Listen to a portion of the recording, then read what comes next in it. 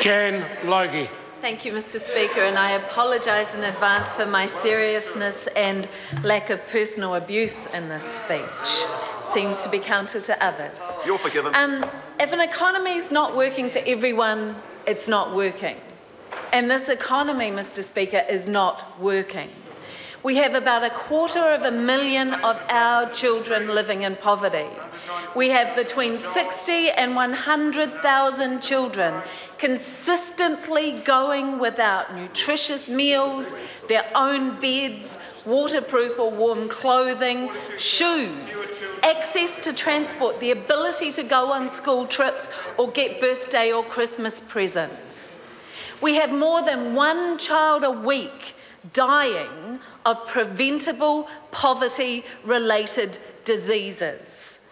We have more beggars on the street than I can remember in my lifetime. We have community workers having to access food banks at the places they work because they believe in the importance of caring for others even when this government cuts the funding for their services. We are hearing about people sleeping in their cars or on the streets in Ashburton, in Hastings, in Auckland, in Invercargill, in Tauranga, in Kaitaia, in Wellington. From one end of our abundant country to the other, people are on our streets struggling. We have a capital city with the highest rates of depression in the country due to constant restructuring of our public services.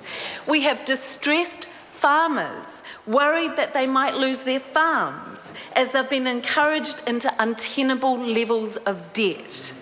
We have wages for half of this country stagnating, even while ours as MPs increase. We have an entire generation abandoned. Those under 40 are burdened now with massive student debts. They are increasingly having to face up to the fact that they may never own a house and may all have to wait until their parents die to have a house. And far too many are struggling to even find a warm, stable, affordable place to live. And we are seeing more people now with bachelor's degrees in the lowest income bracket, more than we have ever seen before. And we have a generation facing or trying to ignore the looming emotional and financial burden of climate change due to a failure of successive governments to act. National tells us they're working for New Zealand. National has lost touch with everyday New Zealanders. It has chosen to build an economy that only works for New Zealanders who already have a lot. The budget is an expression of our collective priorities as a country, or it should be. But it seems that we're going to be getting another budget that's ignoring the reality of all too many of us. And this makes me worried for all of us because it costs to look the other way when someone else is suffering.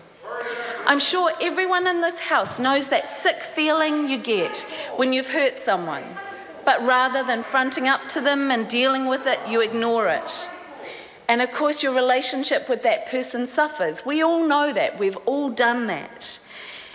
If we don't feel a little bit sick when we're staring into the faces of those children going without their own beds, going without a decent meal, then this is a disturbing reality of ideology and the impact of it on us.